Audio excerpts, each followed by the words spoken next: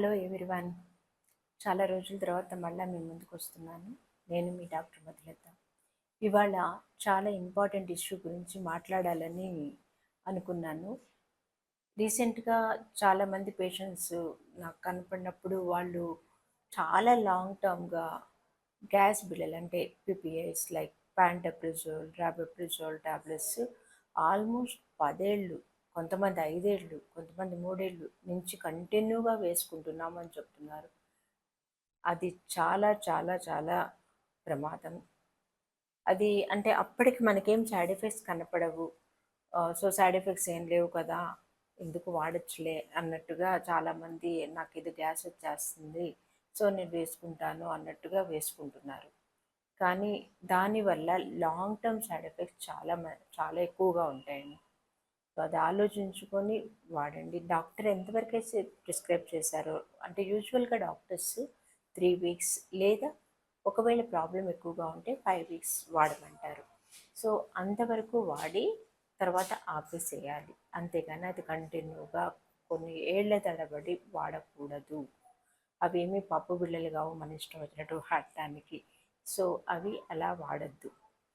తర్వాత ఎందుకు వాడద్దు అంటున్నాము అంటే, మీరు ప్రతి చిన్నదానికి సైడ్ ఎఫెక్ట్ ఉండదు కదా మేడం, అది ప్రతి టాబ్లెట్కి అడుగుతారు కదా, మరి దీన్ని ఎందుకు అలా అంత తేలిగ్గా తీసుకుంటున్నారు? దీనివల్ల కూడా చాలా సైడ్ ఎఫెక్ట్స్ వస్తాయి, లాంగ్ టర్మ్గా వస్తాయి. ఫస్ట్ ఇంపార్టెంట్ వన్ ఏంటంటే న్యూట్రిషనల్ డెఫిషియన్సీస్. అంటే ఏంటంటే అది యాసిడ్ సప్రెస్ చేయడం వల్ల కొన్ని రకాలైన న్యూట్రియంట్స్ లైక్ కాల్షియం కానీ, మెగ్నీషియం ఒకటి, B12 ఒకటి అబ్జార్ప్షన్ అనేది తగ్గిపోతుంది. మీరు వాడుతున్నా సరే మీరు ప్రతిసారి సప్లిమెంట్ తీసుకోలేరు కదా. సో ఎప్పుడైతే B12 డెఫిషియన్సీ వస్తుందో చురుకులు, మంటలు, యూజువల్గా ఎల్డర్లీ పీపుల్లో చెప్తా ఉంటారమ్మా చాలా చురుకులు, మంటలు వస్తున్నాయని.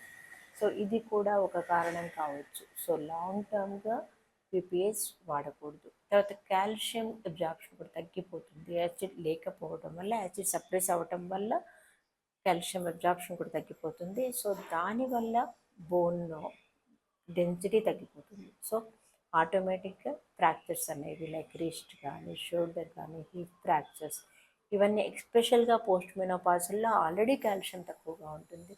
సో వాళ్ళల్లో ఇవి కంటిన్యూగా వాడటం వల్ల ఇంకా ఈ ప్రాబ్లం కూడా రావచ్చు.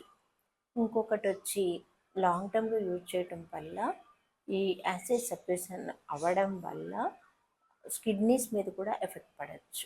ఇంటెస్టిషియల్ నెఫ్రైటిస్ అనేది ఒక ఎంటిటీ ఉంది. అలా ఇన్ఫెక్షన్స్ కానీ, లేదా ఇంకొకటి చాలా క్రానిక్గా వాడే వాళ్ళల్లో క్రానిక్ కిడ్నీ డిసీజెస్ కూడా రావచ్చు.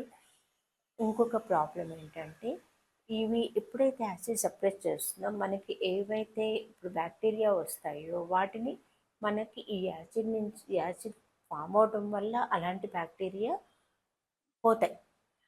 అక్కడ కూడా డైజెస్ట్ అయిపోయి అవి మన మీద ఎఫెక్ట్ చూపించకుండా పోతాయి. కానీ ఇప్పుడు మనం ఎప్పుడైతే యాసిడ్ సెపరేషన్ చేస్తున్నామో ఆటోమేటిక్గా ఆ బ్యాక్టీరియా అనేది ఎక్కువైపోతుంది, లైక్ క్లోస్ట్రిడియం బ్యాసిలై అనేది.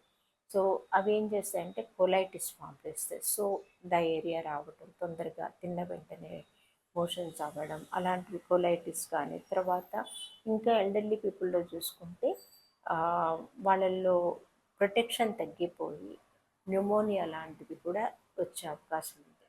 ఇంకొక మోస్ట్ ఇంపార్టెంట్, కానీ ఇది ఇంకా still it is in debate, కాకపోతే నేను ఫ్రీక్వెంట్గా అబ్జర్వ్ చేసేది, because as a psychiatrist and gynaecologist బోత్గా నేను అబ్జర్వ్ చేస్తుంది డిమెన్షియా. ఈ మధ్యకాలంలో చాలామందికి డిమెన్షియా ప్రాబ్లం పెరుగుతుంది.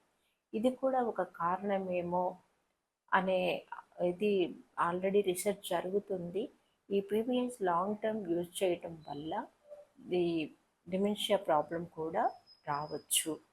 So be aware. అలా ఎప్పుడూ వాడకండి పీపీఎస్ అనేవి. తర్వాత ఎవరైతే కంటిన్యూస్గా వాడతారో వాళ్ళకి ఏంటంటే ఒక్కసారిగా ఆపినప్పుడు యాసిడ్ రిఫ్లక్స్ రావచ్చు. సో దాన్ని కంగారు పడిపోయి లేదు నేను వాడకపోవడం వల్ల నాకు మళ్ళీ గ్యాస్ ట్రబుల్ వచ్చేసింది అనేసి కంటిన్యూ చేయవద్దు.